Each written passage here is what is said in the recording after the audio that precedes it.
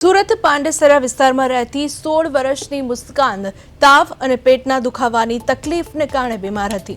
સવારે તબિયત વધુ બગડતા તેના પિતા દ્વારા 108 એમ્બ્યુલન્સ મારફતે તેને સુરત સિવિલ હોસ્પિટલમાં લાવવામાં આવી હતી। પરિવારના જણાવ્યા મુજબ હોસ્પિટલ પહોંચ્યા બાદ રેસિડેન્ટ ડોક્ટરે તેને 12 નંબરના વિભાગમાં સારવાર માટે જવા કહ્યું હતું અને લગાવેલી સોય પણ કાઢી નાખવામાં આવી હતી। તો ત્યારબાદ મુસ્કાન અને તેના પિતા કેસ પેપર માટે કેસ બારી પાસે ઊભા હતા ત્યારે અચાનક તે બેભાન થઈ ગઈ હતી। ઘટનાને પગલે હાજર સ્ટાફ કર્મચારીઓએ તેને તાત્કાલિક ઇમરજન્સી વિભાગમાં ખસેડી હતી। હાલ મુસ્કાનને ફરીથી ઇમરજન્સીમાં સારવાર આપવામાં આવી રહી છે।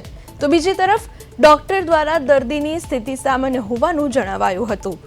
તો હાલ સિવિલ હોસ્પિટલમાં રેસિડેન્ટ ડોક્ટરની કથિત બેદરકારીનો આક્ષેપ કરવામાં આવી રહ્યો હતો।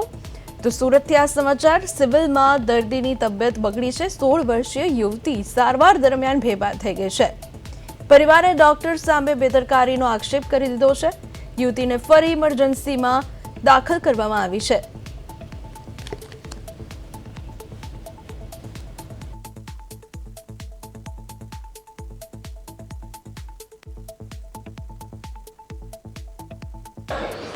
बच्ची का तबीयत खराब।